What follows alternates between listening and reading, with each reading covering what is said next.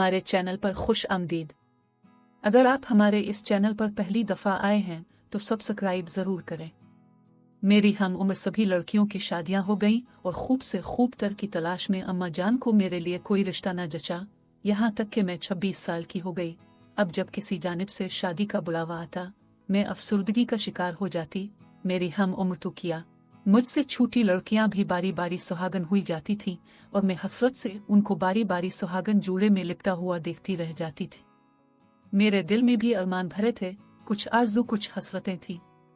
वालिदा को भी मेरी तन्हाई का एहसास था, लिहाजा अब उन्होंने जी में ठान ली कि जो मुनासिब रिश्ता आएगा बस हाँ कर देंगी। आज़र छोटी भाभी के कजिन थे, कभी कभार का आना जाना था। मैं उन्हें कई बार देख चुकी थी, मगर ख्वाब ख्याल में न था कि जिंदगी उनके साथ गुजारनी पड़ेगी। कभी आज़र को इस नज़र से नहीं देखा था कि यह शख्स मेरा जीवन साथी बन जाएगा। मैं तो इसको लाउबालीपन से देखा करती थी, लेकिन किस्मत में इसी शख्स का साथ लिखा था। एक दिन मेरे रिश्ता बारे अम्मा को परेशान देखकर भाभी ने कहा, अम्मा जी, मेरा खालाजाद आज़र शादी का ख्वाहिशमंद है। आप कहीं तो मैं अपनी जहरा के लिए बात चिल्लाऊं। अम्मा बोले, तुम्हारा कजिन करता क्या है? गाड़ियों का बड़ा शोरूम है, काफी कमाता है और अच्छा बिजनेस है, दौलत की कमी नहीं है। आगे आप खुद मालूमात करवा लें। लड़के का नेक चाल चलन और तालीम याफ्ता होना भी तो मानी रखता है। अम्मा जान, आज़र मेरा कजिन है, मेरी वालिदा की खालाजाद बहन का बेटा है। अभी तक तो इसके चाल चलन बारे कोई गलत बात नहीं सुनी। तालीम याफ्ता भी है, मजीद मालूमात अपनी वालिदा से ले लूंगी। रिश्ता मुनासिब लगे तो हाँ करने में अब देर ना करें। हमारी जहरा की उम्र भी काफी हो गई है, कब तक इसे बिठाए रखेंगी? एक वक्त आ जाता है जब रिश्ते आने बंद हो जाते हैं तो फिर लड़कियों को शादीशुदा और बच्चों वाले मर्दों से ब्याहना पड़ता है। गरज कुछ दिनों के गौर व खौज के बाद अम्मा जान ने मेरा रिश्ता आज़र से तय कर दिया और यूं मैं जहरा से मिसेज आज़र बन गई। शादी के बाद मैं पर सुकून हो गई।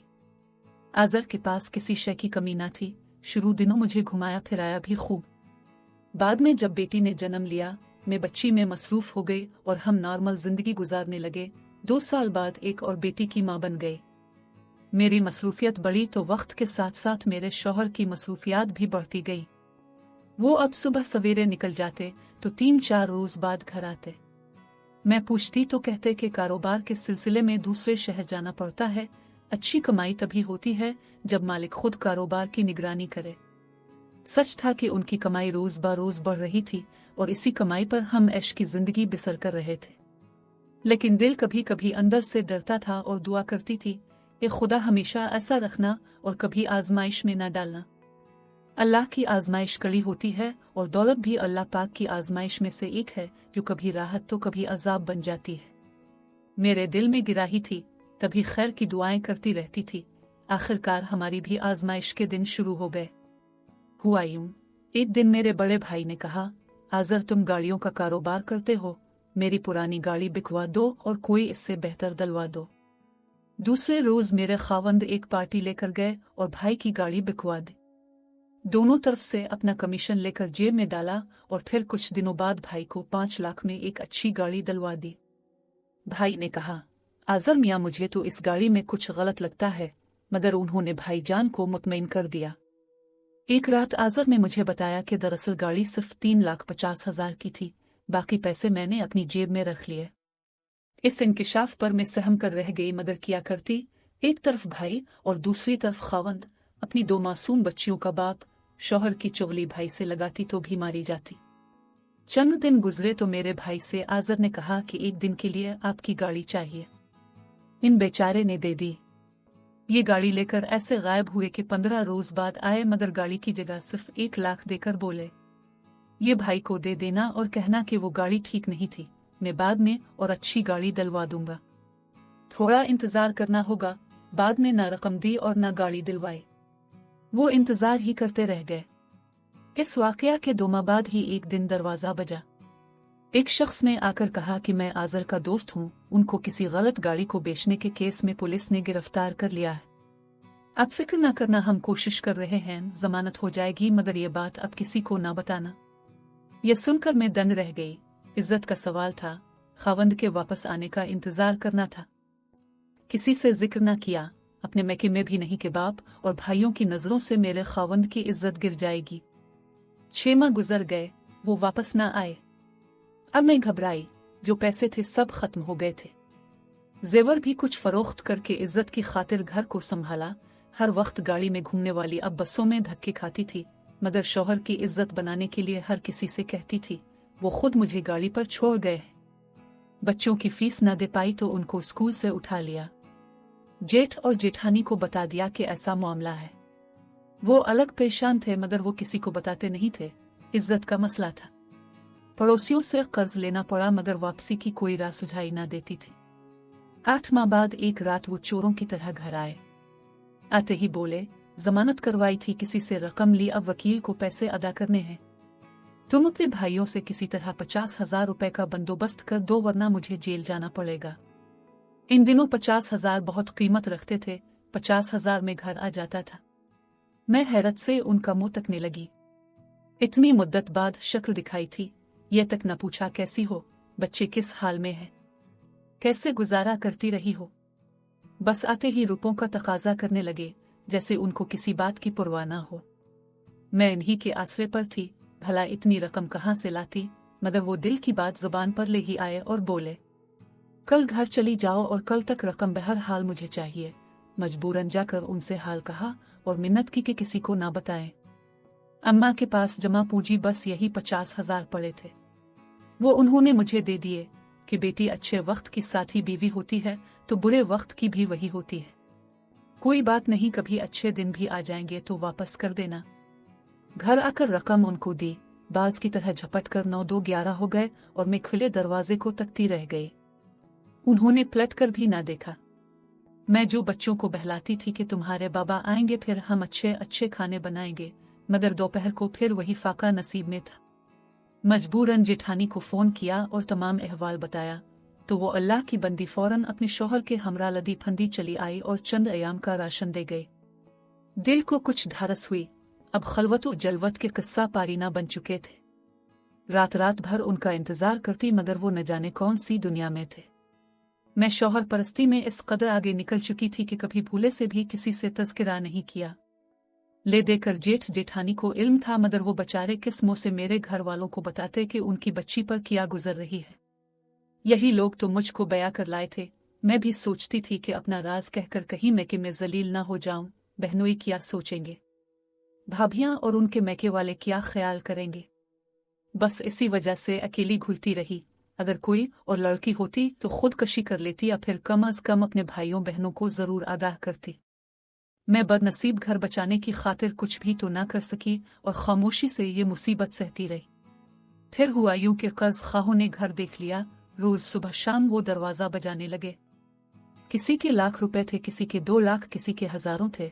मैं चूंकि मकरूज शौहर की बीवी थी, सबकी बातें और जुमले सुनने पड़ते थे। बसा औकात तो कर्ज खा ऐसी गंदी गालियों से मेरे मियाँ को मेरे मुंह पर नवाज रहे होते कि मुझ में सुनने की ताब ना रहती। इस सूरत हाल से घबराकर आखिरकार भाइयों को बता दिया। वो लोग मुझे लेने घर आ गए, मगर मालिक मकान भी इसी वक्त आ गया कि मिसेज आजर, आप ऐसे घर छोड़कर नहीं जा सकती। आपके शौहर के जिम्मे साल भर का किराया है। जब तक आप लोग किराया अदा न करेंगे, आपको सामान उठाने नहीं देंगे। इतनी बड़ी रकम मेरे भाई कहाँ से अदा करते और जेठ भी कितना देते। आजर का कर्जा 4 लाख बनता था। मुत्तफिका तौर पर सबने यही फैसला किया कि घर की तमाम अशिया कर्ज खाहों को दे दी जाएं। फ्रिज, टेलीफोन, बिस्तर, अलमारियां, बर्तन, कीमती तमाम अशिया सब की सब दे दी गई। यह क़यामत ख़ेज़ मंजर था। हत्ता कि मेरे जहेज की अशिया भी वो लोग ले गए। छोटे मोटे कर्जे निमट गए। जेठ ने बड़े कर्ज खाहों से कहा कि मैं तुमको किस्तों में कर्जा अदा कर दूंगा। इसके बाद मैं वालिदैन के घर आ गई। मजबूरन महल्ले के एक स्कूल में मुलाजमत कर ली। अल्लाह का एहसान है कि अपने बच्चों का पेट पालने लायक हो गई। दिन जैसे तैसे गुजरने लगे। अब कुछ सुकून से वक्त गुजर रहा था और मैंने दिल से शौहर के तसव्वुर ही को ख़त्म कर दिया था, क्योंकि वो ना राब्ता करते थे, ना खर्च अदा करते थे और ना अहवाल बताते थे। औरत बेसहारा हो जाए, शौहर के होते बेवा जैसी हो जाए, कोई पुरसान हाल ना रहे, लोग उल्टी बातें बनाएं, औरत बेचारी क्या करे। इरादा कर लिया अब कभी आजर के बारे न सोचूंगी। अपनी बाकी मानदा जिंदगी बच्चों की परवरिश और उनके मुस्तकबिल पर लगा दूंगी। 6 बरस यूं ही गुजर गए, खुदा जाने आज़र कहाँ चले गए, कुछ पता न था। कभी फोन आया और ना खत, ना खुद ही आए। अचानक एक रात उनका फोन आ गया कि तुम आ जाओ और बच्चों को भी ले आओ। मैंने जेठ को फोन किया, उन्होंने कहा भाभी अब हमारी जिम्मेदारी नहीं है, खुदा जाने कल क्या हो, अब ही अपनी मर्जी से जाती हैं तो जाएं। भाई से पूछा, उन्होंने भी मना कर दिया, मगर मैं शशुपंज में थी कि क्या करूं। क्या शौहर पर एतमाद कर लूं, नौकरी छोड़ दूं, क्या अपने खानदान हत्ता के माँ जैसी हस्ती से भी किनारा कश हो जाऊं। शौहर ने फिर वही हाल किया तो क्या करूंगी, मुलाजमत भी दोबारा नहीं मिलेगी। उन्हीं सोचों में रोज जीने और मरने लगी। भाई कहते, अगर अब हमारी मर्जी के बगैर शौहर के साथ जाओगी तो कल को हम भी तुम्हारा साथ नहीं देंगे। सोच लो, ऐसे शौहर का कोई एतबार नहीं। कभी अपने बच्चों के बारे सोचती, बगैर बाप की मोहब्बत कैसे बन जाएंगे। औरत के लिए तो हर वक्त ही आजमाइश का होता है। जब वो बच्चों की माँ बन जाती है तो इसके लिए आजमाइश का कड़ा वक्त शुरू हो जाता है। इतने अरसे की जुदाई के बाद भी मेरे बच्चे बाप को नहीं भूले थे। आज़र जब साथ होते थे बच्चों से मोहब्बत करते थे, उनको सैर कराते और शॉपिंग पर ले जाते।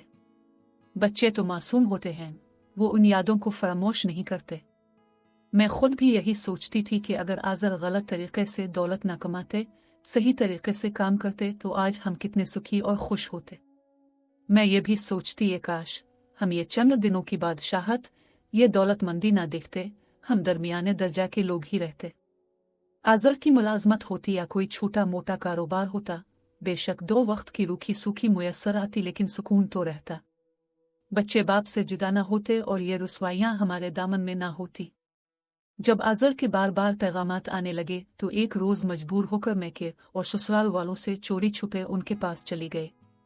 वो एक दूसरे शहर में थे, रहने को कोठी थी, नौकर चाकर थे, खुशहाल लगते थे। मैंने पूछा, अपने शहर में क्यों नहीं आते, अपने इलाके से इतने दूर कराची में ये जहां कैसे आबाद कर लिया है। बोले, ये मत पूछो, बस तुम्हें आना है तो बच्चों को लेकर आ जाओ और यहाँ रहो। पहले बताओ कि तुम क्या कारोबार करते हो और फिर से ये दौलत तुमने कैसे बनाई है। जब तक ये ना बताओगे मैं नहीं आऊंगी। जवाब दिया, ये नहीं बता सकता, तुमको आना है तो आ जाओ, नहीं आना मत आओ, जैसे जी रही हो जीती रहो। बच्चों की खातिर में आज़र से जुदा नहीं रहना चाहती थी।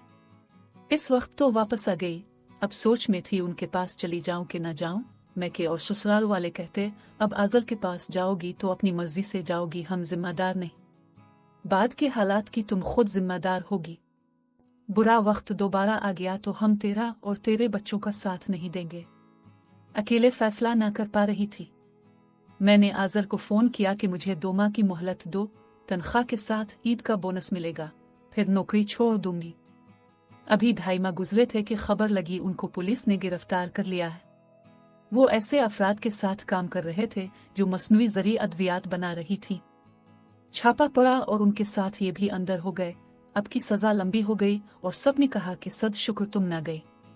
ये शख्स तो सुधरने वाला नहीं। ऐसे बंदे के साथ रहना जो अपनी जालसाजी और धोखेबाजी की फितरत से बाज ना आए, तुम्हारे बच्चों पर और उनके मुस्तकबिल पर क्या असर पड़ेगा। ये पुलिस, ये बार बार उसकी मुजरिमाना सरगर्मियां और जेल जाना, ऐसे आदमी से वफा की क्या उम्मीद रख सकते हैं।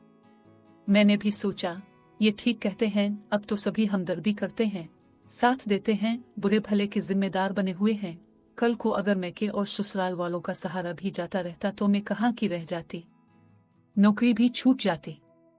अल्लाह ताला जो करता है इंसान के भले को करता है।